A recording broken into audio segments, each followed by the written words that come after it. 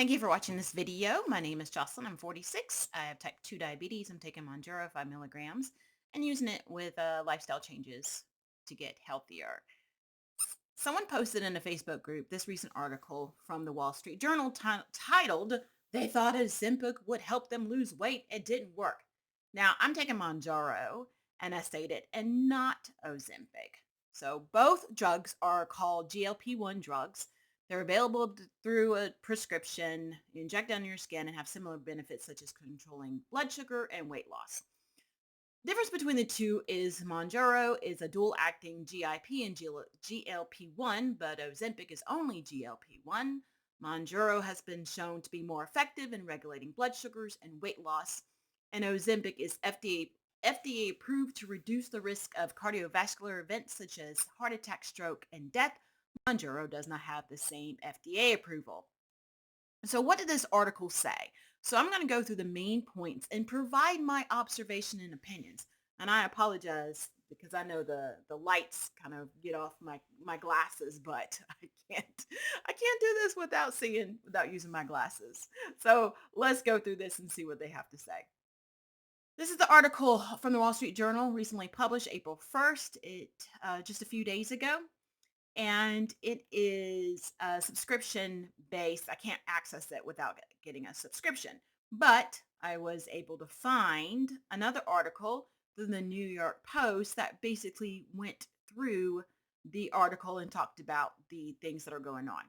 So I'm going to give a breakdown of the information that's found in this. Let me first say again, I'm not a doctor. This is my own opinions. This is so you take it as you will, but I do want to show, like, when you do see articles like this, start thinking to yourself about, what is the information true? I mean, I wouldn't say that they're not, that the information is like false, or what is it, media or false media or whatever, lies or anything like that. I wouldn't say this, but I would say that there are some things in this article that really need to be evaluated. And I'm not quite sure why pregnancy test is sitting on here. Okay, so let's break down this information. Let me first say I'm not a doctor. This is only my opinion. So the first one, it talks a little bit about the stuff. The first one is about Miss Melissa Traeger, who's 40.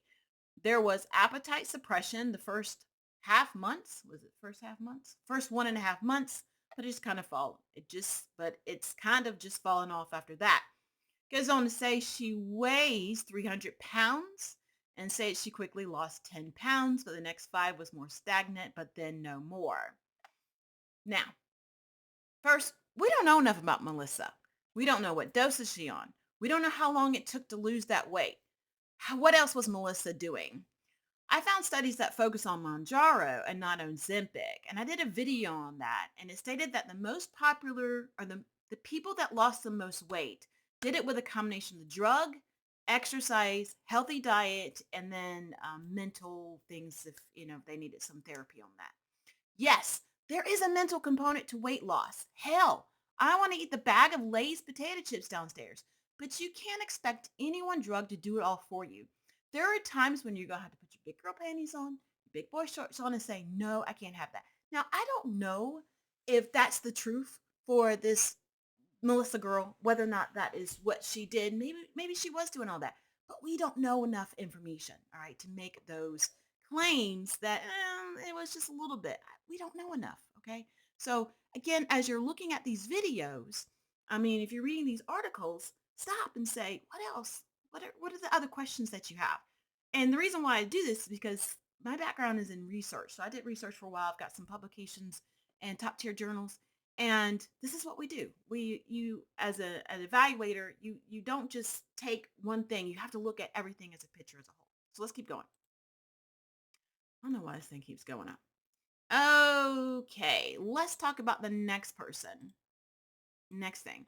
We have Mr. Anthony Esposito saw no success on either Ozempic or Wegovy, just just feelings of sickness while he took them.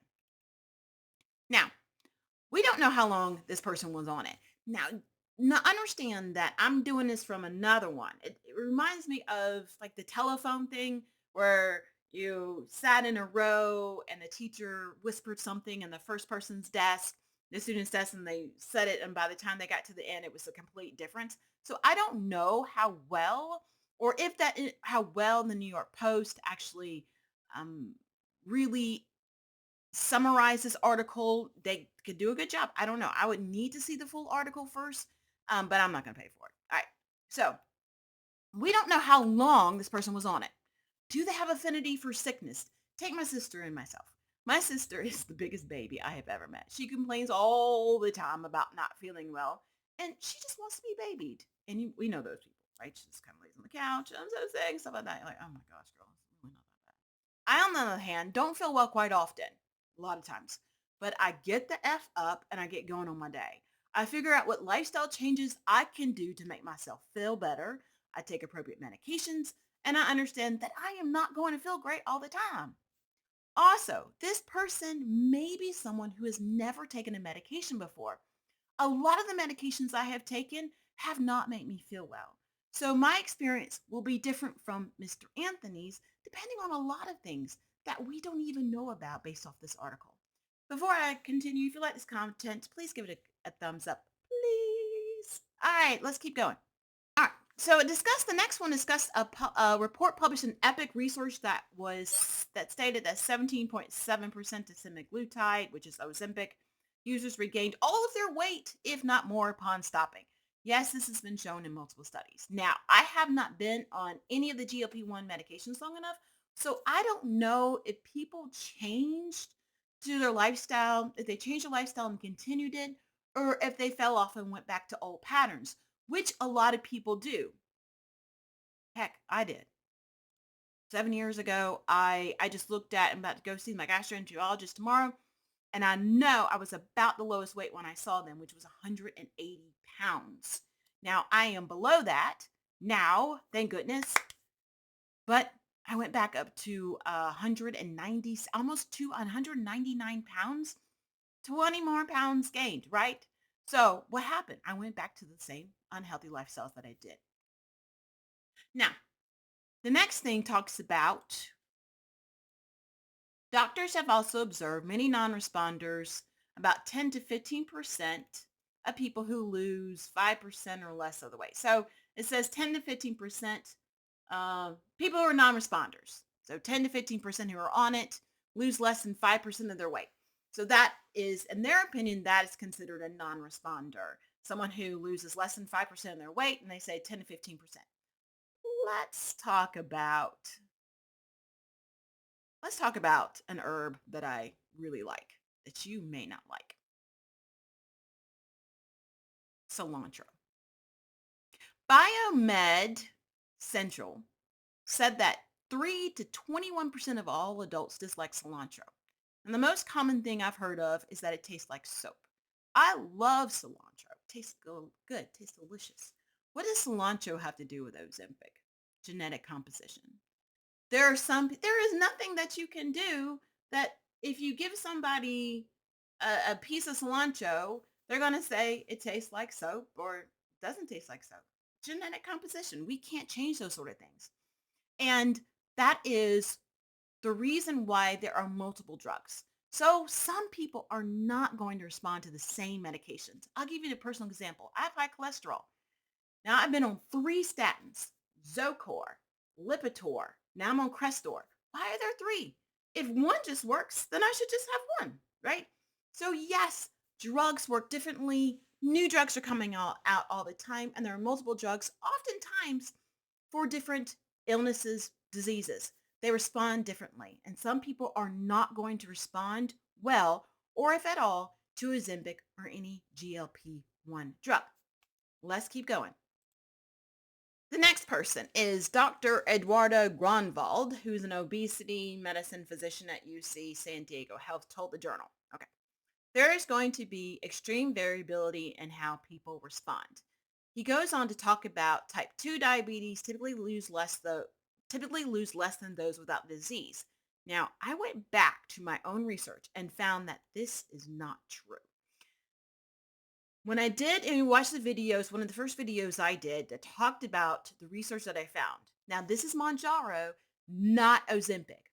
But it found that those that were on metformin and took Mounjaro, 15 milligram dosage, had a weight loss of 24.6% body fat. But those who did not have diabetes had an average weight loss of 21%. So make sure you understand and read the research.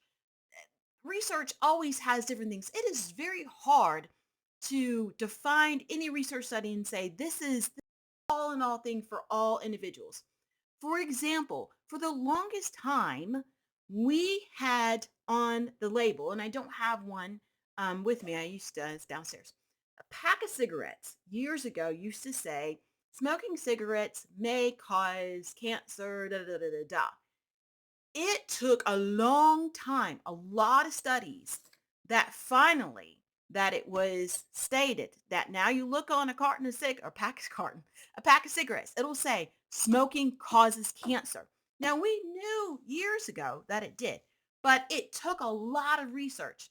So what he's getting, I don't really know where he's getting at. I'm not sitting here and saying that the man is false, but in this sense, my research says that this may not be true unless you look at those who took insulin, which it is true, which is 19.4% of weight loss. The total weight loss is total body weight, but insulin is known to be a drug to contribute to weight gain. Again, we don't know what he's thinking. We don't know what his if he's talking about people who are type 2 who are on insulin or non-insulin. We don't know that.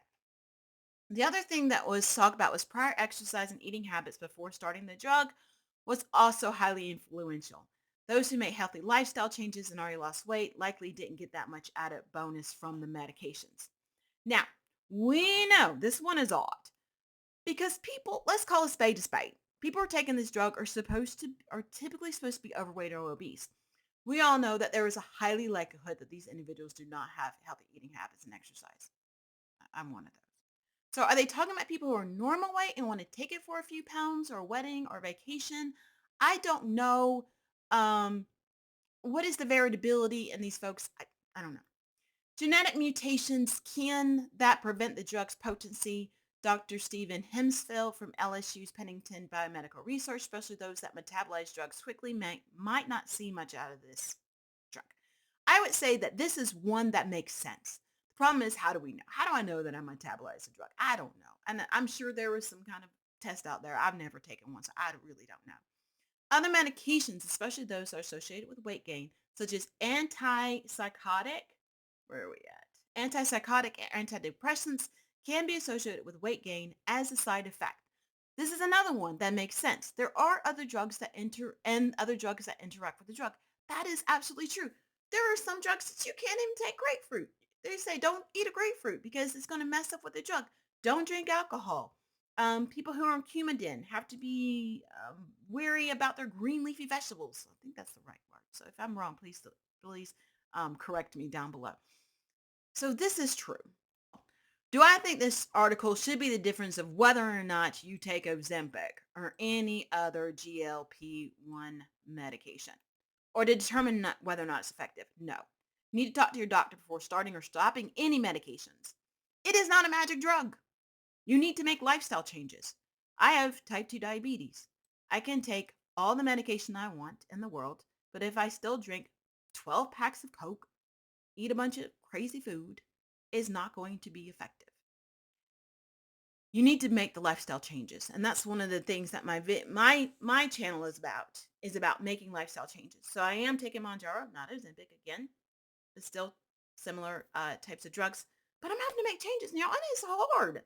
Having to go work out, having to change what I eat, taking my medication all the time, getting sleep, missing things because it's like, well, I can go do this or I can go work out. I need to go work out. So even though I'd love to sit here and watch TV, I can't. I have to get up and I have to do stuff. Other things, you may be genetically predisposed to where and not respond well. And if that's the case, yes, it may not be the right drug for you. Unless the title is sensationalized. Of course, it's meant to get top views. It's meant to, because we've already seen, recently Oprah was on I did a special. And she didn't say Ozempic in particular, but she said, this drug was magic for her. And of course, we want to, if this is already in the news, people are talking about it. Of course, we're going to have something that's sensationalized. And as different from what everybody says.